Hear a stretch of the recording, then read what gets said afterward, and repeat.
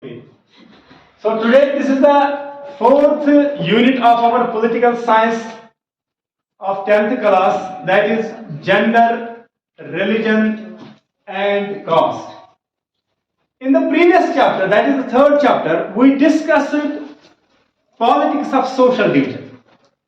Here we are going to explain the same theme. हम इसको explain करेंगे कि वो politics of social division कैसे होता है. As I told you that the diversity in society is the beauty of society, but when it is being politicized in a negative way, it creates social division, and the basis of those social division may be on the basis of gender, on the basis of religion, on the basis of caste. Gender and religion both are universal, यानी सारे दुनिया में जिस मुल्क में भी आप जाएंगे उसमें जेंडर भी होगा और रिलीजियस डाइवर्सिटी भी होगी, लेकिन caste diversity is special to India. ठीक, but first of all we have to understand gender in politics, how gender influences politics and in turn is influenced by politics. Number one. But before going forward, सबसे पहले हमें दो चीजों के माने जानने होंगे. What is sex and what is gender. As I told you, sex is actually biological and thus natural. कुदरती होता है, कोई लड़का पैदा होता है, कोई लड़की पैदा होती है और कोई ट्रांसजेंडर होता है. But when this sexual diversity creates stereotypes, creates prejudice about a particular gender, then we say that it is gender. That is, gender is actually a social construct, it is not natural. What is natural? That is, sex is natural, and gender is a social construct, and it is based on social expectations and prejudices and stereotypes. मिसाल के तौर पर किसी भी society में औरतों के मुतालिक एक खास सोच होती है कि इनमें ये कमी है, ये सिर्फ ये काम कर सकते हैं, ये सिर्फ कुछ काम कर सकते हैं और कुछ कामों के लिए फिट नहीं है. उसी को हम कहते हैं जेंडर बायस. दूसरी बात, पब्लिक प्राइवेट डिबेट या पब्लिक प्राइवेट डिविजन.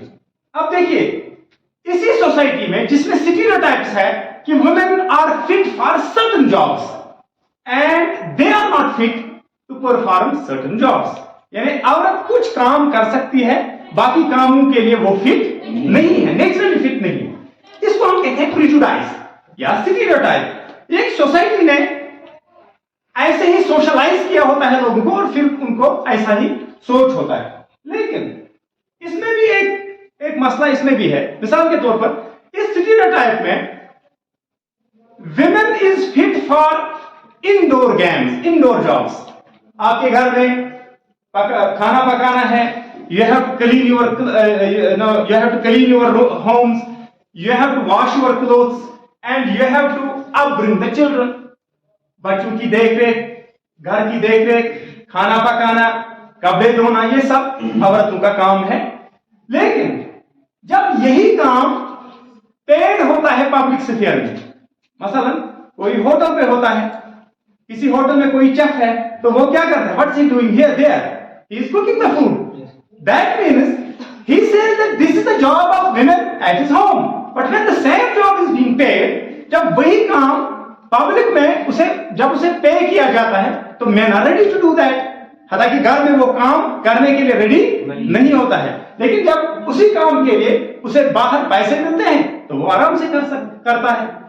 तो इसका मतलब यह है कि ये नेचुरल, जिसको so called division of natural division of labour कहा जाता है, यह भी खुद ब खुद हम इसकी डाइकोटमी, इसका इख्तिलाफ, इसके मुतजाद हम चीजें देखते हैं. ठीक, इसीलिए अच्छा, दूसरी बात, अब देखिए आप अर्बन एरियाज, रूरल एरियाज में वही वुमेन जिनको कहा जाता है कि they are fit for the jobs within the four walls of home, वही उनको हम देखते हैं कि they are supporting their man folk in agriculture.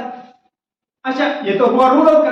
Urban area में हम देखते हैं कि domestic labourers when they are being paid, तो वुमेन वहां पे भी जाती है। और जो मिडिल क्लास फैमिलीज है वो फिर मुख्तलिफ ऑफिस में भी पेड जॉब्स ले लेती है। तो इसका मतलब ये है कि ये टोटली फेक है, ये टोटली गलत है। ये सिंपल एक सोशल कंस्ट्रक्ट, सोशल प्रेजुडाइज और सोशल जिसको हम कहते हैं स्टीरियोटाइप है कि women are fit for certain jobs, जबकि हम फिर देखते हैं रियलिटी इससे मुख्तलिफ होती है। ठीक। Fourth thing, what is this? Due to this prejudicial social mentality, इससे क्या होता है कि जो हमारा पब्लिक स्फीयर है, जहां पर वुमेन्स बहुत सारा कंट्रीब्यूशन कर सकती थी, लेकिन 50% of human resource is either unutilised और अंडर यूटिलाइज्ड। यानी या तो हम उनको बिल्कुल भी काम में लगाते ही नहीं है, या अगर लगाते तो थोड़ा। इसका मतलब है 50% of your human resource which is sometimes it is more than 50%। जो विमेन फोक का है उनको आप पब्लिक स्फीयर में कोई जगह ही नहीं देते हैं। नतीजा यह कि 50% of your human resource is either underutilised और अनयूटिलाइज्ड। या तो थोड़ा आप उसको इस्तेमाल करते हैं, या थोड़ा उसको स्पेस देते हैं, या बिल्कुल भी नहीं। तो नतीजा यह है कि उनका कंट्रीब्यूशन देने से रह जाता है। पांचवा जो हमें इसमें सीखना है, अब क्या हुआ तो इंप्रूव दियर कंडीशंस। वुमेन्स को अब पता चला कि हमारी कंडीशन काफी बुरी है, डोमेस्टिक वायलेंस फेस करती हैं, डोमेस्टिक में भी उनको पूरा हक नहीं मिलता है, प्रॉपर्टी में भी उनको हक नहीं मिलता है, एजुकेशन में भी हक नहीं मिलता है, पब्लिक स्फीयर में भी और प्राइवेट स्फीयर में भी दे आर फेसिंग डिस्क्रिमिनेशन। तो उन्होंने क्या किया, तमाम दुनिया में वुमेन राइट्स के लिए बहुत सारी मूवमेंट्स उठी। उन सारी मूवमेंट्स को हम कलेक्टिवली क्या कहते हैं, फेमिनिस्ट मूवमेंट्स। ठीक। और उस फिनोमेना को हम कहते हैं फेमिनिज्म। तो feminism means these are the women rights movements throughout the world who are actually demanding that women should be treated equally in private, in public and in domestic sphere। घर में भी उनको अच्छा बहुत सारी प्रॉब्लम्स उनको face करनी पड़ती है। तो ये बहुत सारी प्रॉब्लम्स, चाहे वो सोशल है, इकोनॉमिक है, इनहेरिटेंस का मसला, पॉलिटिकल राइट्स है, एजुकेशन राइट्स, इन सबों में वुमेन्स को इक्वली ट्रीट किया जाना चाहिए। उन्हीं चीजों को हासिल करने के लिए फेमिनिस्ट मूवमेंट दुनिया में चली। ठीक। अब सिक्स्थ थिंग इसमें जो है वो यह है कि अब औरतों को लगा कि एजुकेशन फील्ड या होगा या सोशल फील्ड या और कोई फील्ड, जब तक हम पॉलिटिकली अपने आप को अपग्रेड नहीं करेंगे, जब तक हम पॉलिटिकल पावर ग्रैब नहीं करेंगे, तब तक हमारी कंडीशन सुधरने वाली नहीं है। इसलिए उनका पहला थ्रस्ट जो था वो किस पे रहा, to control the political power so that by dint of this political power, इस पॉलिटिकल पावर के जरिए, इस सियासी कुव्वत और ताकत के जरिए हम अपने हुकूक की बात करेंगे और अपने हुकूक को लेकर ही रहेंगे।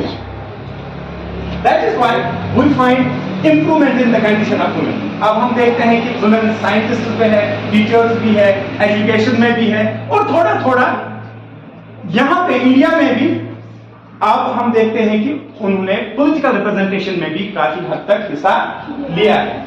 और अगर हम सारी दुनिया की बात करेंगे, तो सबसे ज्यादा वुमेन रिप्रेजेंटेशन जो पब्लिक स्फीयर में वो है नॉर्थ यूरोप में एक इलाका है, इसको हम कहते हैं स्कैंडिनेविया। ठीक। इसमें असल में आते हैं नॉर्वे, फिनलैंड और स्वीडन। ठीक। ये इलाका है, ये ग्रेट ब्रिटेन है, यहां से ऊपर नॉर्थ यूरोप में। ठीक। ये थोड़ा नॉर्थ ईस्ट ब्रिटेन में के नॉर्थ ईस्ट में थोड़ा आता है, तो इसको हम नॉर्थ यूरोप कहते हैं। तो ये स्वीडन, फिनलैंड और ये जो नॉर्वे है, इसमें सबसे ज्यादा हम देखते हैं कि वुमेन्स को अपने पब्लिक स्फीयर में अपने राइट्स मिले, जबकि इंडिया अभी इसमें काफी पीछे। तो I am sure that you might have understood this topic. This is all for today. Next इंशाल्लाह टुमारो। ओके।